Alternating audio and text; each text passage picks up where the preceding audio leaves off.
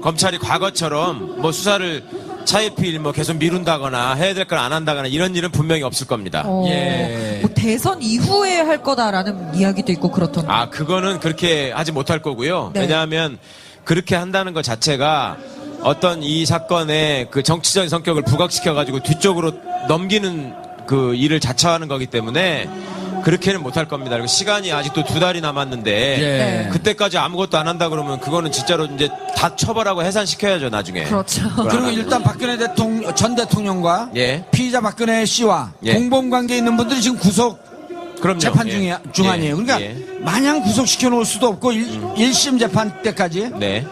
4개월 구속 기간인가요? 1심은 6개월입니다. 1심 6개월 구속 기간. 그러니까 이 구속 기간 안에 재판이 끝나야 되잖아요. 네네. 그러려면 미리 구속된 분들은 지금 한 3, 4개월 다 됐잖아요? 그러니까 검찰이 애초에 기소한 거는 1심 기간이 6개월로 돼 있고요. 예. 특검법에 의해서 기소된 사안에 대해서는 재판을 빨리 하라 그래서 4개월입니다. 4개월. 예. 어허. 그러니까 그 전에 먼저 기소돼 있었던 뭐 최순실, 차은택 이런 사람들은 검찰이 기소했잖아요. 그렇죠. 거기 예. 6개월이고. 예, 그거는 6개월 적용받는 것이고요. 예. 이번에 특검이 기소한 거는 이제 얼마 안 됐죠. 특검 해산한 지가 얼마 안 됐잖아요. 그렇죠.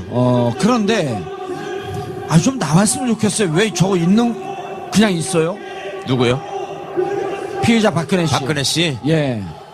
아유, 불안하지 않겠어요, 자기도. 그 뭐 나오면 바로 잡혀갈까봐 걱정하는 것도 있을 것 같고. 예. 그 다음에 어떤 분이 그러시대요. 그 안에 변기도 다시 떼내서 갖고 가야 되고, 그 스위치에 붙어 있는 거 새로 정리해야 되고, 그 다음에 내부적으로 뭐 증거인멸할 것도 좀 있을 것 같고, 여러 가지 고민이 많은 것 같습니다. 그리고 뭐 외부적으로 한 핑계는 그 삼성동으로 가야 되는데 그 집을 수리를 못 해가지고 그래요. 겨울에 거기가 춥다 뭐 이런 얘기를 하는데 네. 뭐 그거는 핑계가 아닌 것 같고 저기 뭐 여관 가면 되죠. 무슨 삼성동을 꼭 가야 되나요? 예. 그러니까 핑계를 지금 계속 갖다 붙이고 있는 것 같습니다. 그러니까요. 아니, 거기 있는 게 지금 법적으로 보장받을 신분이 아니잖아요. 거기 있는 그럼요. 게. 불법 점유를 하고 있는 겁니다, 지금. 예를 들어 내가 오늘 집에 가기 불안해. 그럼 제가 청와대 관저가서 자도 되나요? 그러니까 그런 셈이죠, 지금. 똑같은 거예요. 네네.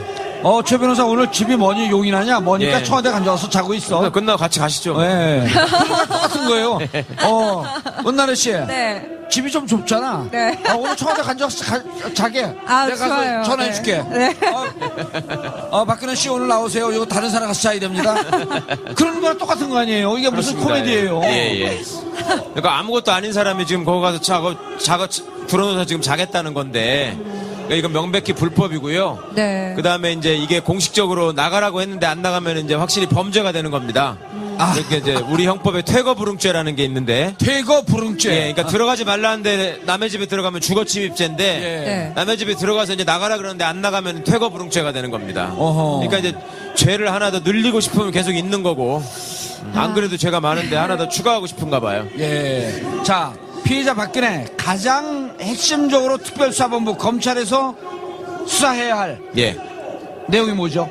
일단은 그 뇌물 부분을 확정해야 될 필요가 있습니다. 예. 그 특검이 지금 검찰로 그냥 이첩한 사건들이 몇 개가 있는데 그 중에 대표적인 게 이제 뇌물 관련 사건입니다.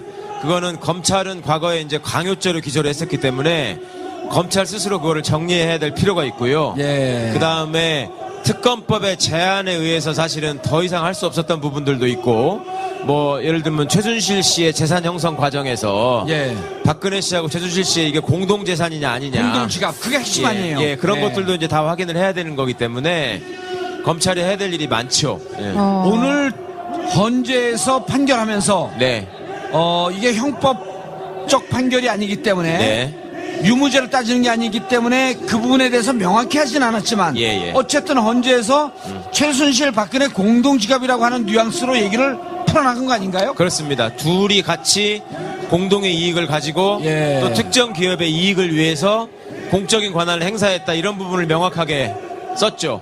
예. 헌법재판소가. 네. 그러면 이제는 뇌물죄. 예. 그런데 이제 이렇잖아요. 지금 현재 최순실 씨 같은 경우는 네. 대기업에게 강요해서 돈을 뺐었다. 네. 해서 먼저 특별수사본부는 강요죄로 기소했단 말이에요. 예.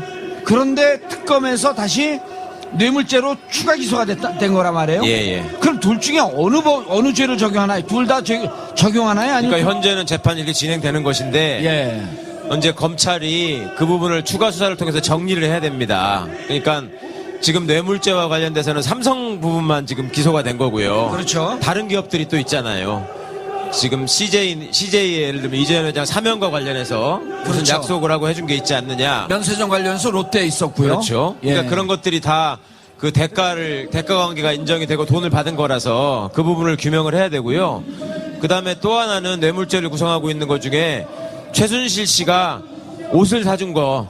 예. 네, 이것도 지금 누구 돈이냐 이걸 가지고 지금 얘기가 엇갈리고 있습니다. 그렇죠. 그러니까 지금 뭐 윤전추 행정관이나 이영선 행정관이나 이 친구들은 무슨 뭐 노란 봉투를 받았다 이런 얘기들을 나중에 이제 지어낸 것 같은데 제가 보기에는 말을 그렇게 거의 얘기를 억지로 했는데. 맞추는 듯한 느낌이죠. 그렇죠. 예. 근데 지금 보면은 의상실 사람들은 최순실 씨가 늘 돈을 줬다는 거잖아요. 예. 그러면은 자기 옷을 입으면서 민간인한테 옷을 그냥 공짜로 받은 거고, 그 다음에 최순실 씨의 부탁을 받고 자기 직무를 수행했단 말입니다. 예. 이것도 딱 떨어지는 뇌물죄거든요. 아하. 그러니까 이제 이런 부분들을 쭉 검찰이 확인을 해나가다 보면 기존의 광여죄 부분에 있어서도 공소장을 변경하면 되거든요.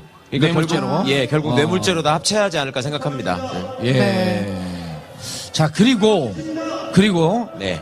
검찰이 특검이 이후에 이제 특검에서 흘러나온 얘기는 대통령 대면 수사를 하고 네. 녹음까지 하고 네. 청와대 압수수색까지 했으면 상당히 실체에 접근할 수 있을 터인데 그렇죠. 예, 예. 그럼 오늘 헌재에서도 그 얘기를 했단 말이에요. 예. 도대체 당신이 뭔데 수사를 안 받냐. 예, 예. 조사를 거부하고 예. 압수수색을 막고 예. 예를 들어 저 같은 경우를 했으면 저 무기징역 받아요 저는.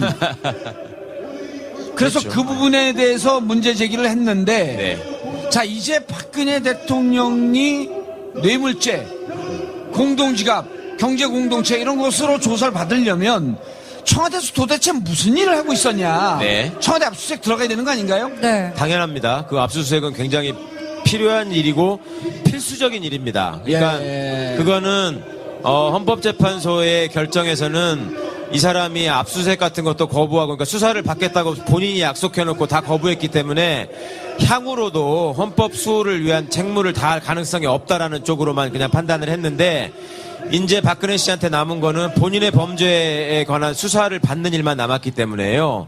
기존의 특검이 하지 못했던 부분에 대한 절차를 검찰이 수행해야 될 의무가 생긴 거고요. 예. 그다음에 또 재밌는 게 뭐냐면 지금 특검이 기소해가지고 변론 그 기소한 사건에서 변론 준비 기일이 있었습니다. 예.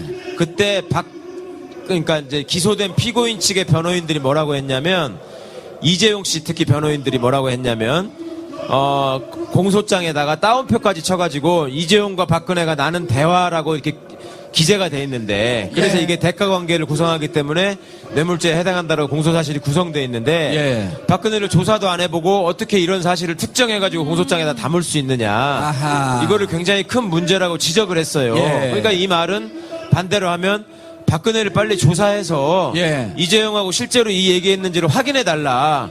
이거를 이재용의 변호인 측이 요구를 했단 말입니다. 아 일단 일종의 이제 작전 중에 물귀신 작전이죠 그게. 예, 근데 이제 이것도 죽을 꾀가 된 거죠, 결국은. 꾀를 그러니까 써도 죽을 꾀만 쓴다. 예. 아하. 그러니까 이제 본인이 그동안에 거부하느라고 냈던 꾀는 헌재에서 이건 반드시 파면시켜야 된다라고 하는 사실을 보강하는 증거가 됐고 사유가 됐고 예. 이제 남은 거에 대해서는 자기하고 이제 뇌물죄는 대항범이라 그래가지고 두 사람이 있어야지 가능한 거거든요. 준 그렇죠. 사람과 준 받은 사람과 사람. 공유한 사람과 수뢰한 사람. 예. 그러니까 이제 준 사람은 계속 당신이 나를 협박해가지고 돈을 뜯어가지 않았냐 이 주장을 지금 하는 것이고. 그렇죠. 강요죄. 예, 예. 그러니까 이 사람은 그러면 내가 거기를 협박한 건지 아닌지, 그 다음에 뭐라고 둘이 얘기를 했는지, 이거를 확실하게 이제 확인시켜야 될 의무가 있기 때문에, 네. 이 사람이 이제 다시 한번 딜레마에 빠진 것이고, 그런 차원에서라도 조사를 피할 길이 없습니다, 이거는. 오. 그러니까요. 아주 그 이재용 부회장 변호인 측. 예. 네. 태평양 법인이죠. 예, 예.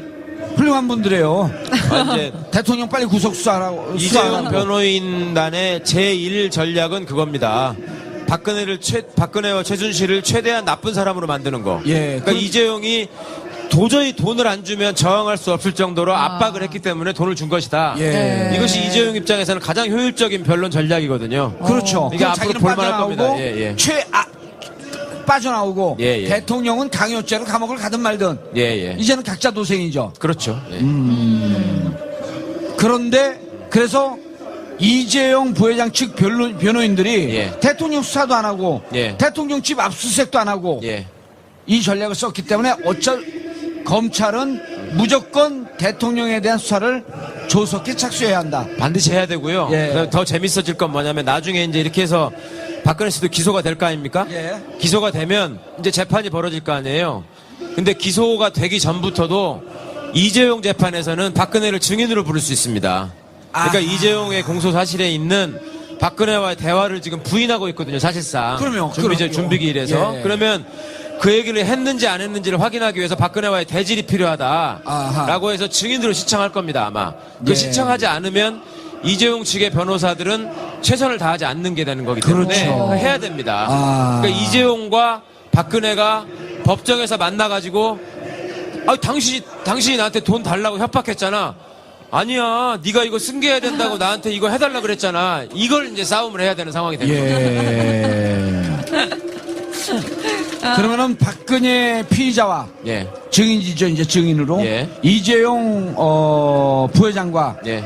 피고인 이재용, 피의자 박근혜. 그렇죠. 피고인 이재용, 피의자 박근혜. 예. 둘이 만나는 그, 재판기일. 예. 방청 안내 미리 해주시죠.